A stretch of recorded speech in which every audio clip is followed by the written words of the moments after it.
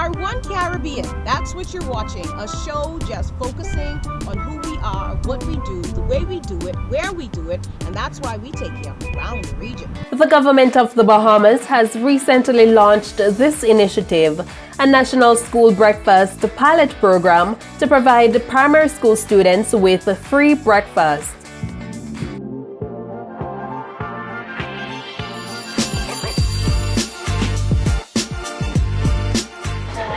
I hope you enjoy your breakfast and I hope you do well in school.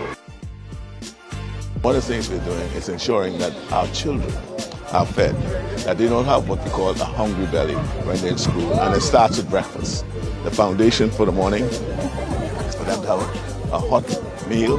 That's what it's all about. The program is being expanded, and I'm happy that this school was on the radar from its inception. We have identified several schools for the pilot program.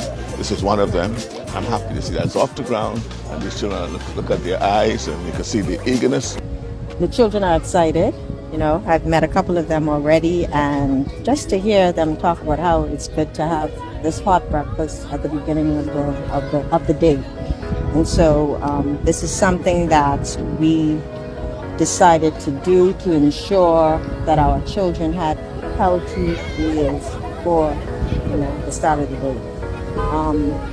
We're really excited that the program has been launched with 8 schools throughout the Bahamas, and Holmes Rock Primary School is selected.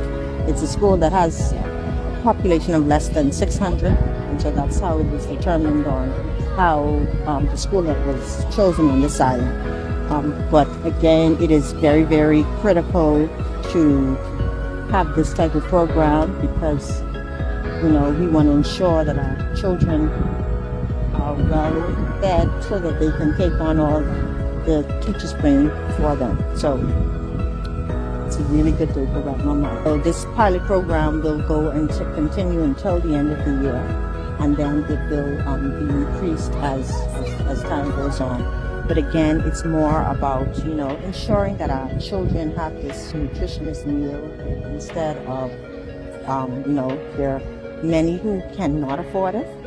And so it's good to know that this is available, starting here in Holmes Rock, but then it will continue on to the other schools throughout the island. Well, I just want to especially thank my cabinet colleague, the Honorable Glennis Hannah Martin, for ensuring that this program is started. It's something that is so critical for many of the students in these communities, especially in areas like West Grand Bahama. And over in Jamaica, the 25th staging of the Civil Heritage Expo was held in October to educate and entertain students from across the island, fostering a deeper understanding of their history and culture. Here are some highlights of the expo courtesy of the Jamaica Information Service. But with Alawa, we everybody want follow the roots help shape for we future, not to mention the culture. Celebrate Jamaica from the road to the fruit. Tiana telling you the truth. Some 5,000 students, teachers and parents converged on the grounds of the Civil Heritage Park on October 11, immersing themselves in a day of cultural experience ranging from exhibitions, dance, art and music.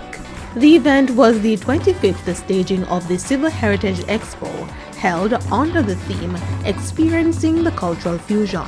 Civil Heritage Expo, it says its name, but in addition to that, it is an event that reaches the education fraternity, and we center mostly on the history and social studies.